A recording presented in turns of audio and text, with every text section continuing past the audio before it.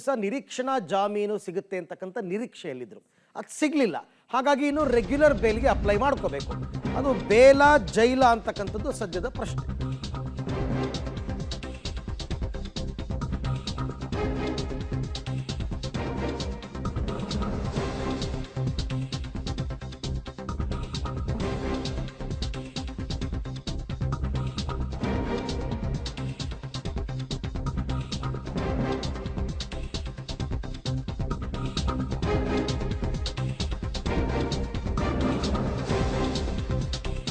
ಯಡಿಯೂರಪ್ಪರ kidnap ಕೇಸ್ನಲ್ಲಿ ಈಗ ರೇವಣ್ಣ ಅವರ ಬಂಧನ ಆಗಿದೆ. ಇವತ್ತು ರೇವಣ್ಣಗೆ ಜೈಲ ಅಥವಾ ಪೊಲೀಸ್ ಕಸ್ಟಡಿನ ಅಂತ ಗೊತ್ತಾಗುತ್ತೆ. ಇವತ್ತು ಹೇಳಿದ್ನಲ್ಲ, ಮಧ್ಯಾಹ್ನ ಅಥವಾ ಸಾಯಂಕಾಲದ ವೇಳೆಗೆ ಜಡ್ಜ್ ಮನೆಗೆ ಹಾಜರುಪಡಿಸ್ತಾರೆ. 24 ಅವರ್ಸ್ ಒಳಗಡೆ ಕೋರಮಂಗಲದ ನ್ಯಾಯಾಧೀಶರ ಮನೆಗೆ ರೇವಣ್ಣ ಅವರನ್ನ ಹಾಜರುಪಡಿಸೋದಕ್ಕೆ ಸಿದ್ಧತೆ. ಯಾಕೆಂದರೆ ಇವತ್ತು ಕೋರ್ಟ್ ಕಲಾಪ ಇರಲ್ಲ. ಇವತ್ತು ರೇವಣ್ಣಗೆ ಬಹುತೇಕ ಪರಪ್ಪನ ಅಗ್ರಹಾರನೇ ಫಿಕ್ಸ್ ಅಂತ ಹೇಳಲಾಗ್ತಾ ಇದೆ. ಯಾಕೆಂದರೆ ನ್ಯಾಯಾಧೀಶರು ನ್ಯಾಯಾಂಗ ಬಂಧನಕ್ಕೆ ಕೊಟ್ಟರೆ ನೇರವಾಗಿ ಅವ್ರನ್ನ ಪರಪ್ಪನ ಅಗ್ರಹಾರಕ್ಕೆ ಶಿಫ್ಟ್ ಮಾಡ್ತಾರೆ.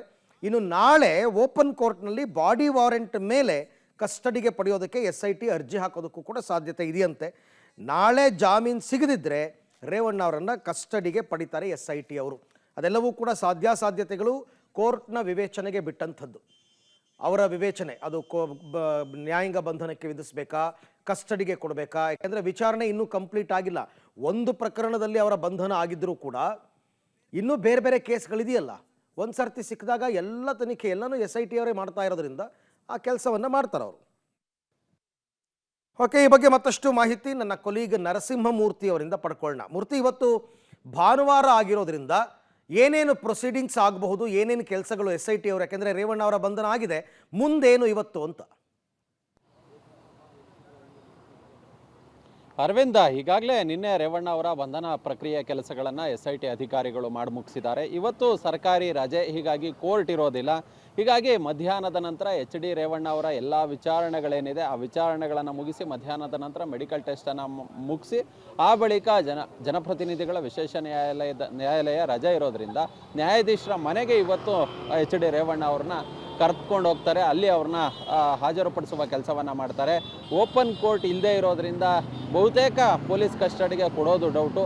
ಹೀಗಾಗಿ SIT ಪೊಲೀಸರು ಪೊಲೀಸ್ ಕಸ್ಟಡಿಗೆ ಮನವಿಯನ್ನು ಮಾಡಿಕೊಂಡ್ರೂ ಸಹ ಬಹುತೇಕ ಇವತ್ತು ಪರಪ್ಪನ ಅಗ್ರಹಾರಕ್ಕೆ ಅಂದರೆ ನ್ಯಾಯಾಂಗ ಬಂಧನಕ್ಕೆ ಒಪ್ಪಿಸ್ತಕ್ಕಂತಹ ಸಾಧ್ಯತೆಗಳಿದ್ದಾವೆ. ಇನ್ ಕೇಸ್ ಪೊಲೀಸ್ ಕಸ್ಟಡಿಗೆ ಕೊಟ್ಟರೂ ಕೂಡ ಕೊಡಬಹುದು.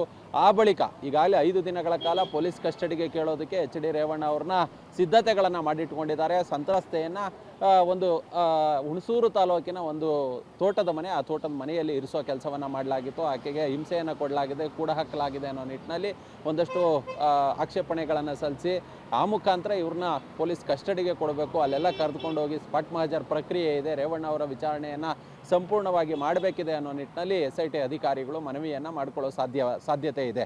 ಇನ್ ಕೇಸ್ ಏನಾದರೂ ಪೊಲೀಸ್ ಕಸ್ಟಡಿಗೆ ಕೊಡದೆ ಹೋದಲ್ಲಿ ನ್ಯಾಯಾಂಗ ಬಂಧನಕ್ಕೆ ಒಪ್ಪಿಸಿದಂಥ ಪಕ್ಷದಲ್ಲಿ SIT ಅಧಿಕಾರಿಗಳು ಪರಪ್ಪನ ಅಗ್ರಹಾರಕ್ಕೆ ಕರೆದುಕೊಂಡೋಗಿ HD ರೇವಣ್ಣ ಅವ್ರನ್ನ ಬಿಡಲಿದ್ದಾರೆ.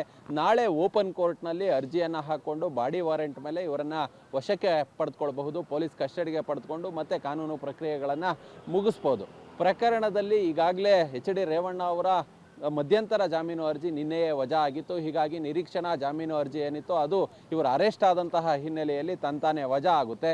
ಹೀಗಾಗಿ ನಾಳೆ ಜನಪ್ರತಿನಿಧಿಗಳ ವಿಶೇಷ ನ್ಯಾಯಾಲಯದಲ್ಲಿ ರೆಗ್ಯುಲರ್ ಬೇಲ್ಗಾಗಿ HD ರೇವಣ್ಣ ಪರ ವಕೀಲರು ಅರ್ಜಿಯನ್ನು ಹಾಕ್ಕೊಳ್ಬಹುದು. ಈಗಾಗಲೇ ಸಂತ್ರಸ್ತೆ ಸಿಕ್ಕಿದ್ದಾರೆ. ಈ ಪ್ರಕರಣಕ್ಕೂ ಕಿಡ್ನ್ಯಾಪ್ಗೂ HD ರೇವಣ್ಣ ಅವ್ರಿಗೂ ಸಂಬಂಧ ಇಲ್ಲ ಅನ್ನೋ ನಿಟ್ಟಿನಲ್ಲಿ HD ರೇವಣ್ಣ ಪರ ವಕೀಲರು ಕೋರ್ಟ್ನಲ್ಲಿ ನ್ಯಾಯಾಧೀಶರ ಮುಂದೆ ಮನವಿಯನ್ನು ಸಲ್ಲಿಸ್ಬೋದು, ವಾದವನ್ನು ಮಾಡಬಹುದು. ಇನ್ ಕೇಸ್ ಜನಪ್ರತಿನಿಧಿಗಳ ವಿಶೇಷ ನ್ಯಾಯಾಲಯದಲ್ಲಿ ಜಾಮೀನು ಸಿಗದೆ ಹೋದಂತಹ ಪಕ್ಷದಲ್ಲಿ ಹೈಕೋರ್ಟ್ನ ಜನಪ್ರತಿನಿಧಿಗಳ ಪೀಠಕ್ಕೆ ಜಾಮೀನಿಗಾಗಿ ಅರ್ಜಿಯನ್ನು ಹಾಕ್ಕೊಳ್ಬಹುದು.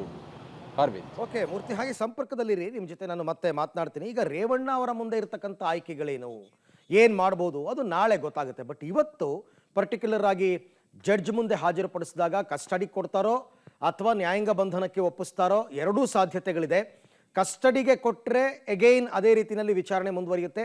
ನ್ಯಾಯಾಂಗ ಬಂಧನಕ್ಕೆ ಏನಾದ್ರು ಒಪ್ಪಿಸಿದ್ರೆ ಪರಪ್ಪನ ಅಗ್ರಹಾರಕ್ಕೆ ಕರ್ಕೊಂಡು ಹೋಗಿ ಬಿಡಬೇಕಾಗುತ್ತೆ. ಆ ಥರ ಏನಾದರೂ ನ್ಯಾಯಾಂಗ ಬಂಧನಕ್ಕೆ ಒಪ್ಪಿಸಿದ್ದೆ ಆದಲ್ಲಿ ನಾಳೆ ಬಾಡಿ ವಾರೆಂಟ್ ಮುಖಾಂತರ ಓಪನ್ ಕೋರ್ಟ್ನಲ್ಲಿ ರೆಗ್ಯುಲರ್ ಬೇಲ್ಗೆ ಅಪ್ಲೈ ಮಾಡ್ಕೋಬೇಕಾಗುತ್ತೆ ಅಥವಾ ಕಸ್ಟಡಿಗೆ ಪಡ್ಕೋಬೇಕಾಗುತ್ತೆ. ಇದೆರಡೂ ಕೂಡ ಸಾಧ್ಯತೆಗಳು ಸದ್ಯಕ್ಕೆ ಇವಾಗ ಇರ್ತಕ್ಕಂಥದ್ದು.